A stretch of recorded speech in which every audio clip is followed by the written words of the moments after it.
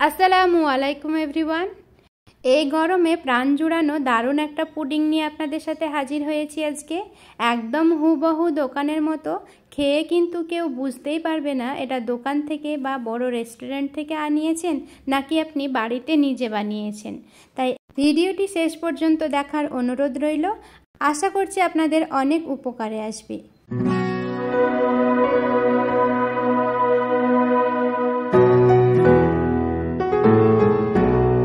আজকে বানিয়ে দেখাবো বাচ্চা থেকে বড় সকলের পছন্দের লিচুর জেলি।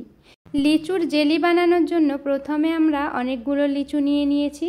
লিচুগুলোকে ভালো করে খোসা ছাড়িয়ে তারপর বীজটা বের করে ফেলে দিচ্ছি।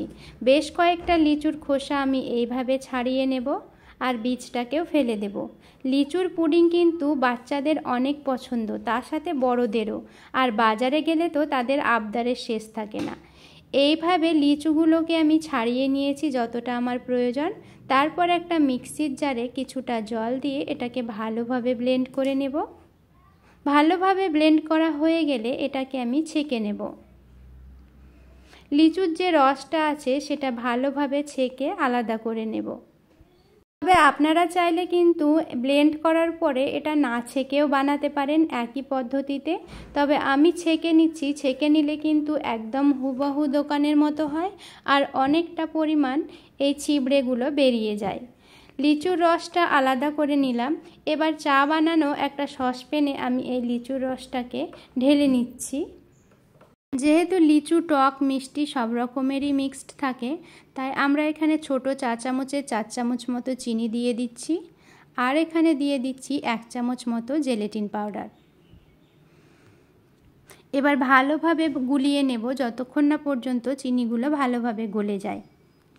চিনিগুলো গলা পর্যন্ত ভালোভাবে এটাকে মিশিয়ে নিতে হবে।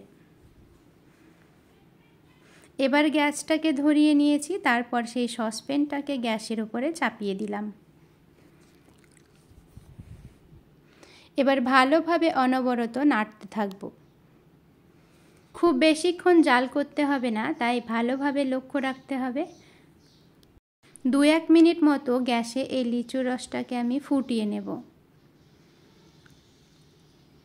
ফুটতে শুরু করেছে।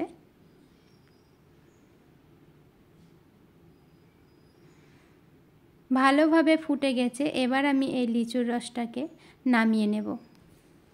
গ্যাস থেকে নামিয়ে নেওয়ার পরে কেকের একটা মোল্ডে আমি এই লিচুর রসটাকে জমাতে দেব।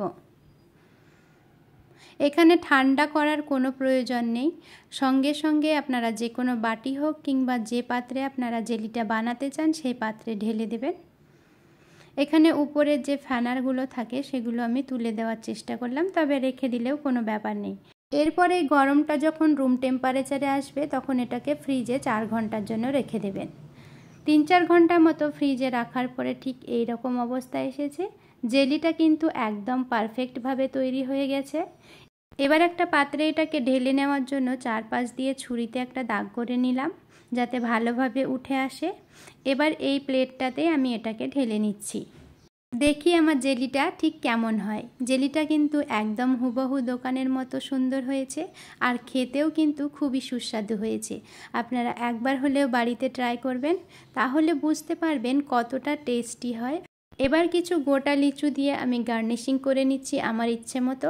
আপনারাও আপনাদের ইচ্ছে মতো এটাকে গার্নিশ করে নেবেন। আর একবার হলেও বাড়িতে অবশ্যই ট্রাই করবেন এই লিচু জেলিটা। আর কেমন লাগলো অবশ্যই আমাকে কমেন্টের মাধ্যমে জানাবেন।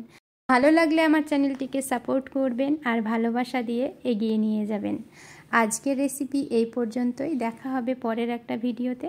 ততক্ষণ পর্যন্ত সকলেই ভালো থাকবেন, সুস্থ থাকবেন আর অবশ্যই কিন্তু এই গরমে একবার হলেও ট্রাই করবেন লিচুর জেলি।